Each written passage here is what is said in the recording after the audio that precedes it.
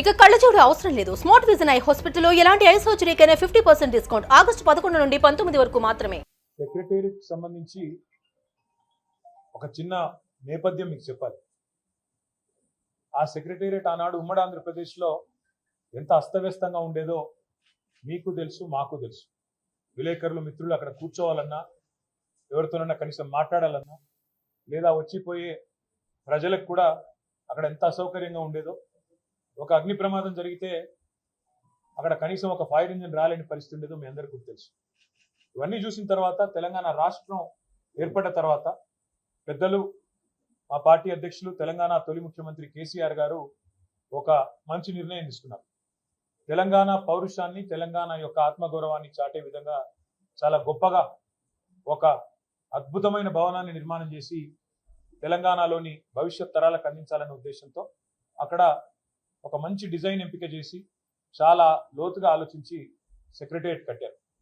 కట్టిన తర్వాత ఆ సెక్రటేరియట్కి ఏ డాక్టర్ బాబాసాహెబ్ అంబేద్కర్ వల్లనైతే తను రాసిన రాజ్యాంగంలో పెట్టిన ఆర్టికల్ 3 ఏదైతే ఉందో దానివల్లనే తెలంగాణ రాష్ట్రం ఏర్పడ్డది. కాబట్టి ఆ మహనీయుడికి ఘనమైన నివాళి అర్పించాలని చెప్పి సెక్రటేరియట్కి ఒక పక్కన ప్రపంచంలోనే అతిపెద్దదైన బాబాసాహెబ్ విగ్రహం పెట్టారు. అదేవిధంగా సెక్రటేరియట్ కూడా డాక్టర్ బాబాసాహెబ్ అంబేద్కర్ గారి పేరే పెట్టారు. దాంతోపాటు కేసీఆర్ గారు అసెంబ్లీలోనే చెప్పారు, ఆ సెక్రటేరియట్లో కూర్చుని పరిపాలించే పాలకులు ఎవరైనా భవిష్యత్తులో వారికి వందలాది మంది తెలంగాణ బిడ్డలు ఎవరైతే త్యాగాలు చేశారో, తమ ప్రాణాలు అర్పించారో, అమరులయ్యారో, వారి ఆశయాలు, వారి త్యాగం నిరంతరం గుర్తుండే విధంగా, వారి త్యాగ నిరతి నిరంతరం జ్వలిస్తూనే ఉండే విధంగా అమర జ్యోతిని కూడా సెక్రటేరియట్కి ఎదురుగానే అద్భుతంగా ఒక పర్యాటకులను కూడా ఆకర్షించే విధంగా, అదేవిధంగా ఆ స్ఫూర్తి పాలకులకు కూడా నిరంతరం అందే విధంగా అమర జ్యోతిని ఎదురుగా పెట్టడం జరిగింది.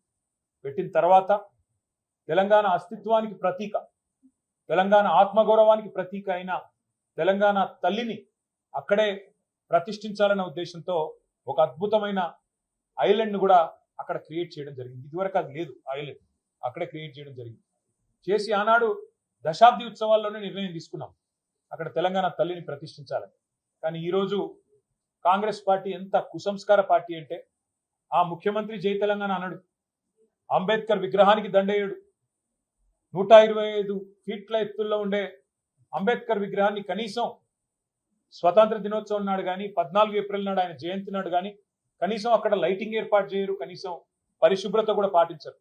అమరజ్యోతి ఇంతవరకు కనీసం పర్యాటకుల కోసం ఓపెన్ కాలేదు. ఇంకా పైపెచ్చు ఇవన్నీ చాలదన్నట్టు ఏ రాజీవ్ గాంధీ గారు అయితే తెలంగాణ బిడ్డ అంజయ్యను అవమానించారో, ఆ అంజయ్య గారి పేరు పక్కనే ఉండే పార్కుకు పెట్టిండి ఆనాడు ప్రభుత్వం. కానీ అంజయ్య గారి పేరు పోయింది, అది లుంబిని పార్క్ అయింది. ఇప్పుడు ఏ అంజయ్య గారిని అయితే అవమానించిన వ్యక్తి ఉన్నారో ఆయన విగ్రహాన్ని తెచ్చి మా నెత్తిన రుద్దడం అంటే ఇది ఎంతవరకు న్యాయం అని చెప్పి వాళ్ళు నేను మా పార్టీ తరఫున అడుగుతా ఉన్నాను. మేము 10 ఏళ్ళు చాలా సంస్కారవంతంగా వ్యవహారం చేసాం. రాజీవ్ ఆరోగ్యశ్రీ అనే పథకం ఉంటే దాని పేరు మార్చలేదు, అట్లే కొనసాగించాం. మా పేరు పెట్టుకోవచ్చు, ఇంకో పేరు పెట్టవచ్చు, కానీ మార్చలేదు. రాజీవ్ రహదారి అని స్టేట్ హైవే ఉంటే దాని పేరు కూడా మార్చలేదు. రాజీవ్ గాంధీ యూనివర్సిటీ అని IIIT బాసరకు పేరుంటే నాలెడ్జ్ యూనివర్సిటీ అని దాన్ని కూడా మార్చలేదు, కొనసాగించినాం. ఉప్పల్లో ఉండే అంతర్జాతీయ స్టేడియంకు రాజీవ్ గాంధీ స్టేడియం అని పేరున్నా దాన్ని కూడా కొనసాగించినాం తప్ప మార్చలేదు. అదే మాదిరిగా అంతర్జాతీయ విమానాశ్రయం పేరు రాజీవ్ గాంధీ అంతర్జాతీయ విమానాశ్రయం ఉన్నా దాన్ని కూడా కొనసాగించినాం తప్ప కుసంస్కారవంతంగా ఆలోచన చేయలేదు.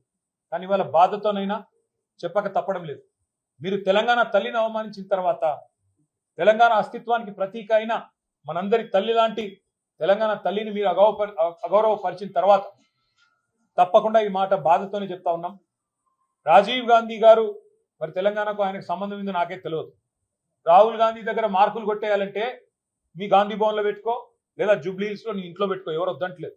కానీ ఇవాళ తెలంగాణ సెక్రటేరియట్ ముందు రాజీవ్ గాంధీ విగ్రహాన్ని పెట్టి ఏ కాంగ్రెస్ పార్టీ అయితే వందలాది మంది పిల్లల ప్రాణాలు తీసిందో ఆ కాంగ్రెస్ పార్టీ మళ్ళొక్కసారి క్రూర పరిహాసం ఆడే విధంగా తెలంగాణతో, తెలంగాణ అస్తిత్వాన్ని, తెలంగాణ ఆత్మగౌరవాన్ని దెబ్బతీసే విధంగా వ్యవహారం చేస్తూ ఉన్నారు. నేను తప్పకుండా మాటిస్తా ఉన్నా మా తెలంగాణలోని అన్నదమ్ములకి, ఆడబిడ్డలకి, మన పోరాటమే అస్తిత్వ పోరాటం, ఆత్మగౌరవ పోరాటం.